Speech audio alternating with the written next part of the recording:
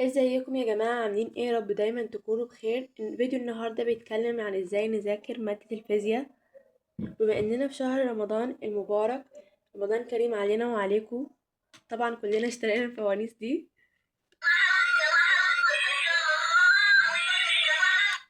بس النهاردة هتكلم عن مادة الفيزياء افضل. مادة الفيزياء طبعا هي مادة مش سهلة جدا. بس الاول حابة اقول لكم على الفترة اللي احنا متعودين ان احنا نذاكر عليها في رمضان. احنا متفقين على فترتين: فترة بعد صلاة التراويح، فترة بعد السحور. الفترة اللي هنذاكر فيها دلوقتي هي الفترة بعد السحور. ويلا نبدأ مادة الفيزياء. هقول لكم ايه اكتر مشاكل ممكن تواجهكم فيها وازاي تحلوها. تمام. دلوقتي انا هقول لكم ازاي بذاكر مادة الفيزياء وازاي بتعامل معاها. بس قبل ما اقول لكم انا ازاي بذاكرها، بحب انصحكم نصيحة كده صغيرة بس هي مهمة جدا: انك انت ما تراكمش، لان مادة الفيزياء مش من المواد اللي ينفع تراكم فيها اصلا. فانت لازم ما تراكمش فيها لانك هتلاقي مشكلة انك تتعامل معاها في المراكمة. فانت احسن لك ما تراكمش. تمام. دلوقتي اقول لكم على الطريقة بتاعتي ازاي بذاكر فيها مادة الفيزياء. مادة الفيزياء اول حاجة انا بفتح مثلا كتاب كده وبجيب الدرس اللي انا عايزاه. مثلا اول درس عندنا اسمه الشغل. تمام.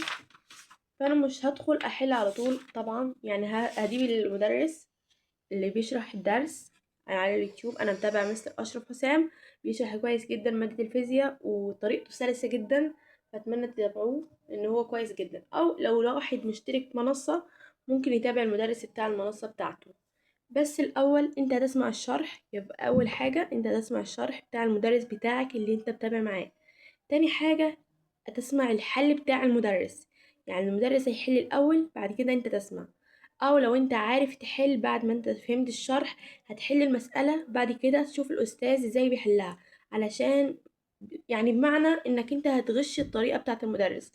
بعد كده الكتاب اللي انت بتذاكر منه أو الكتاب اللي انت هتحل فيه الفيزياء، طبعا أحسن كتاب هو الامتحان. فانت هتروح تدخل على كتاب الامتحان كده مثلا وتحل أسئلة اختياري كتير وأسئلة مقالي. فأنت لازم تتدرب لوحدك وتحلها. وبما إنك حلتها وطلعت صح خلاص أنت كده تمام في الفيزياء. وهي طريقة الفيزياء لأي حد في الدنيا عايز يذاكرها، هي دي أفضل طريقة علشان تعرف تذاكر أي مادة، بما إنها الفيزياء أو الرياضة الاتنين بيشبهوا بعض جدا. ودلوقتي عايزين نذاكر مع بعض قانون بقاء الطاقة. المستر طبعا نزله. بس قبل ما نبدأ أتمنى تكونوا عملتوا 3 حاجات في القناة: عملتوا اشتراك لقناتي وفعلت زر الجرس لي وكمان عملتوا لايك للفيديو. بس قبل ما نبدأ تكونوا جبتوا كوباية الشاي بتاعتكم ويلا بينا. هنبقى طبعا ندور على المستر. تبقى مرتاح البال وتبقى مطمن وتبقى ماشي على الطريق الصح وتبقى اخترت اصحابك تمام. وتبقى اخترت. اللي انا نسيت اقولها برضو في النصايح ازاي تذاكر مادة الفيزياء: انك تكون عامل كشكول للمادة اللي انت بتذاكر فيها وتكتب الحاجات اللي الاستاذ بيكتبها على السبورة اللي هو الشرح، علشان لما تيجي تراجع الدرس ده ما تكون تواجهت صعوبة في المراجعة، تكون انت عامل كشكول لنفسك تراجع فيه. وادي الدرس اللي هنذاكره قانون بقاء الطاقة. اللي هتحط نفسك فيها عشان تعرف تكمل السنه على خير. وهكرر واقول تاني مفيش احسن من بروفه ممكن تعملها لسنتنا السنه الجايه وثانويه عامه زي سنه. فبص كده يا شيخ، بص كده يا ستي، لازم تستغل كل لحظه دلوقتي في الدنيا. ولازم تعرف ان لعيب الكوره لو نزل الماتش وهو مصاب، لو نزل الماتش وهو مش جاهز، لو نزل الماتش وهو مش بيلعب، اول ما بينزل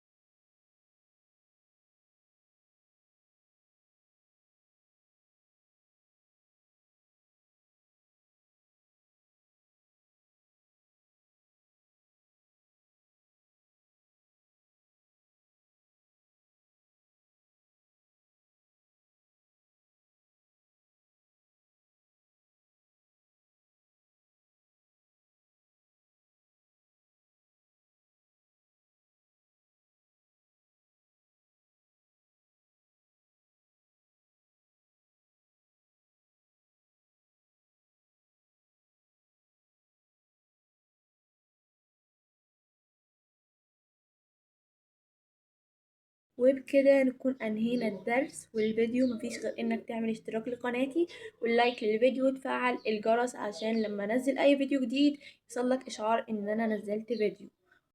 وبس كده خلصنا الدرس الثالث في الفصل الاول، وكده انهينا الفصل الاول الحمد لله.